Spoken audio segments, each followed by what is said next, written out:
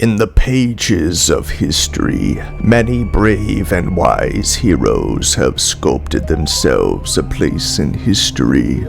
Perseus, Odysseus, Pizza Delivery Boyceus, all known for their heroic deeds. The same can be said for the gaming legends Mario, Link, Donkey Kong, Samus, Kirby, and of course, the blue dog from Majora's Mask. You meant Pit, right? That's what I said, you troglodyte. Hey, there's no need to get offensive now. Kid Icarus! The developers at Nintendo had worked day and night to deliver high-quality gaming experiences in the mid-80s.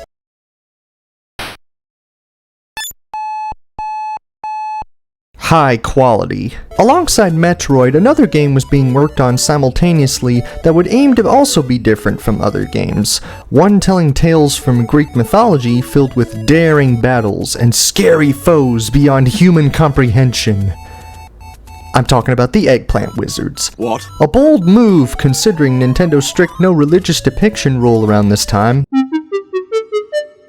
But somehow Toru Osawa, the mastermind of this game, was able to twist the heads at the big end to let it be released. The disc system was its home for about a year before being ported over to the NES a year later due to having to convert it from a disc game into a cartridge. That came with some setbacks that we'll get to in a minute. But I want it now!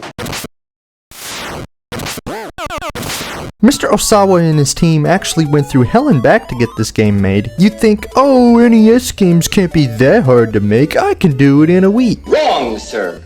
Wrong. Programming and assembly on 80s tech was no easy feat, and the developers constantly faced crunch time, working until dawn sometimes, and even during the cold winter nights they would conserve energy to power the CPUs by turning off the heat. Damn. But eventually the game would release, and by 2003 it sold 1.7 million copies, which is nice. It received some criticism for some of its design choices and wouldn't be touched for over 20 years later until dear old Kirby's dada, Masahiro Sakurai, was playing Smash, and he said, hey, somebody get this man a new game, which he did just that with Kid Icarus Uprising. Ah, the 3DS. Maybe one day, but not today, my love.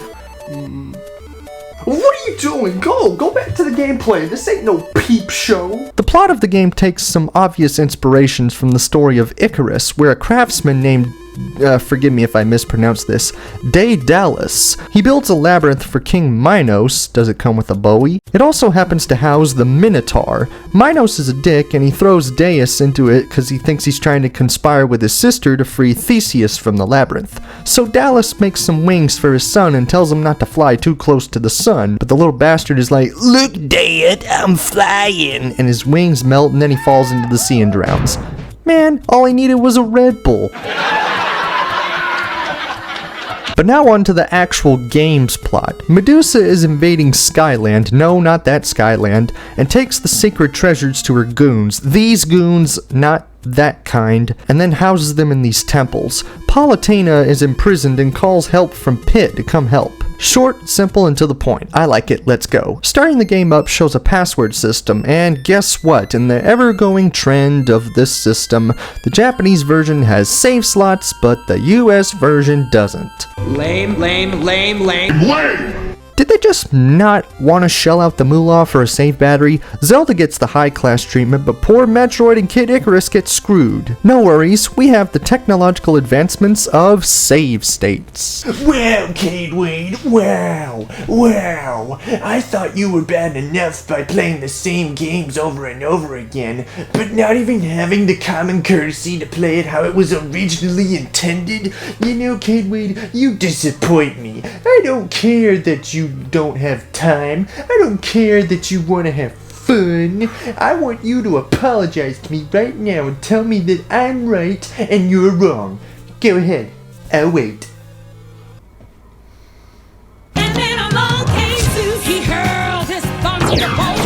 The game has 4 worlds, with the first 3 having 4 levels apiece, and World 4 only having 1 level. The first 3 stages of each world will either be a vertical or horizontal side-scrolling stage, and the last one will be a dungeon that you must trek through to find the boss and get one of the treasures. You start out in the underworld.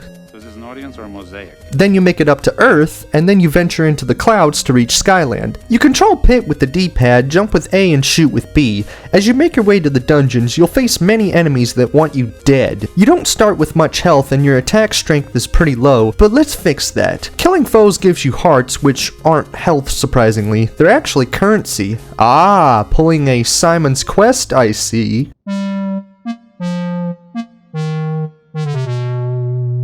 I stand corrected. These hearts can be used to exchange in shops for items like feathers that save you from falling down a pit, barrels that let you hold more health jars that fill you up with some health when you run out, which I should say the thing that actually gives you health in this game is wine. Oh, you know who no do, wackadoo. Rat-a-tat-a. Important tip, don't drink in game, folks. Back to the items, there's also mallets that can be used in the dungeons to revive centurions that were the guards sworn to protect Palatina that were turned to stone. There's these harps that also change foes into mallets for a few seconds, so, if you don't want to shell out some of your hearts, that's a good substitute. There's two shops, the normal one where you can intimidate the shopkeep by doing a special trick with the second controller. This only works though if your strength is higher than the level you're on, because if it isn't, he'll just increase his prices. No, or I will f***ing end you. Do you understand me? Look, the best I could do is maybe a $19 Fortnite card, and I'll even throw in a Travis Scott McNugget meal, alright? Do we have a deal? The black market is too expensive and only really has one item worth getting, that being the barrel that lets you hold more jugs of wine. And also, I just happen to mention that there's a credit card item you can use on the black market in ancient Greece. Don't tell Kevin. As far as strength and health is concerned, you can upgrade both by getting points by getting hearts. Here's the milestones for getting more health, and for strength, there's these rooms that a guy can appear in whenever you get at least 10,000 points before each visit. The arrows here he gives increases your firepower. Also, there's these trials that if you survive this horde of ceiling tiles, you get to pick one of 3 secondary upgrades, like a damaging crystal barrier that surrounds you, great for grinding later on, a longer shooting bow, did you copy your sister there, game? I see what you're doing, and fire arrows that increase the hitbox of said arrows. Guard these with your life, because there's these guys that can just take them away from you, and in order to get them back, you'll have to buy them off the black market for even more expensive prices. Wow, what an asshole. If you need some hearts, there's also these enemy gauntlets that you can rack up some moolah in. Well, now that I talked about some of the items, I feel like now I should segue into some of the gameplay aspects that don't really jive with me. Why? Because I said so. Whenever you scroll upward, the screen doesn't scroll back down, so if you fall below the screen, you just die. Pit's controls feel just a little stiff when it comes to jumping and shooting. I can't really describe it, it's something you really have to experience yourself in order to understand what I mean, and grinding for hearts and points takes a while at the start. But if you get at least 1 or 2 upgrades before I'd say World 2, you'll just keep casually earning them and you won't have to worry about constantly stopping in the same spot to wait for enemies to respawn, because by then you'll be decked out with plenty of stuff. Some of the foes are really irritating, like these dudes that come out of the ground, this Grim Reaper that spawns tiny boys that chase you, and this minigame with the pots that isn't very well explained. You just gotta shoot them in a certain order and hope the god of poverty doesn't appear and take your stuff.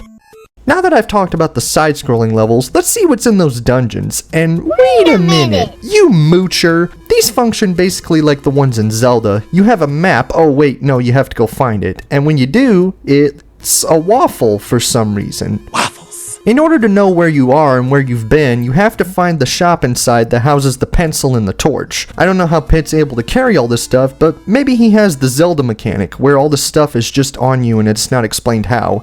Hey, maybe it shrinks like how it does in the cartoon. Well, I have an idea of where all this stuff is going, but I'd probably be considered weird for saying that. Up his bum.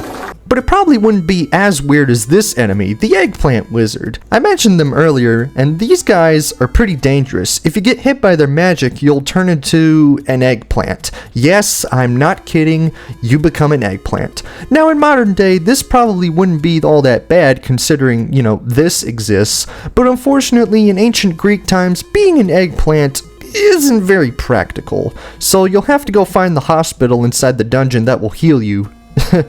This is kind of ridiculous now that I'm saying it out loud. I wonder how'd that go in real life.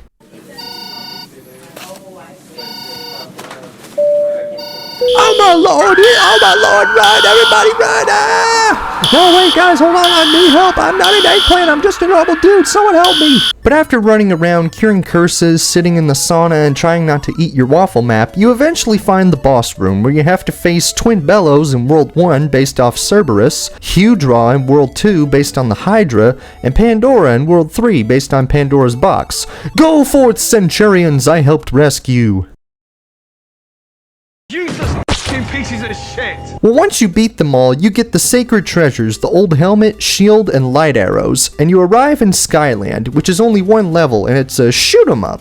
An interesting change of gameplay there. I do kinda wish we got more of this world, but considering this game exists, I won't lose sleep over it. And finally, at the end of the level, we face the final boss, the one pulling the strings, Medusa! Which is surprisingly to beat if you just float here and shoot. The laser will take out the snake and head straight for her.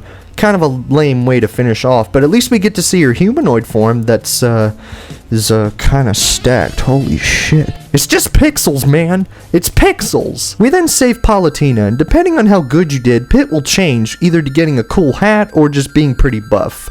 We don't really know that much about Palutena in this game, but from what I've seen of her in Uprising and Smash, she seems like a lovely lady. And that was Kid Icarus, kind of long and has some gameplay issues that kind of rub me the wrong way, but it's a fine platformer. The gameplay may drag on at times, but the visuals and setting are quite nice, and one we haven't seen in a big Nintendo game at that point. The music is good, but nothing that'll really stay with you for too long, so I apologize if it seemed like I skimmed over it. It's a shame that this series doesn't have many games, but hopefully with its continuing inclusion in Smash Bros. And the announcement of another Star Fox game, which is also from another stagnant franchise, it gives a much higher chance that maybe Kid Icarus will get another game in the future. There's actually an updated version of this game for the 3DS that adds back the save system, the Famicom soundtrack, fixes some controls, and even adds newly drawn pixel backgrounds. I really love this stuff. Getting to see where we actually are and seeing them scroll as we move really makes the game feel more alive.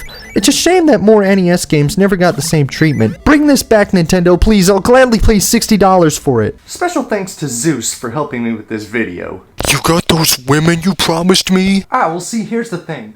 I lied. And then along came Zeus, he hurled his thunder. No.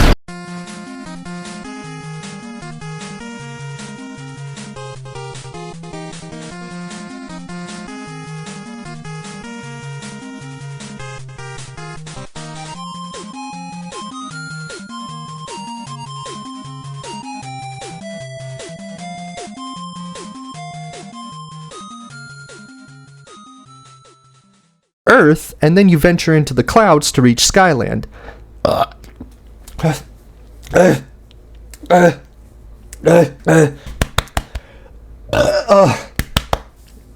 Acid reflux. Oh no. God, I hate acid reflux.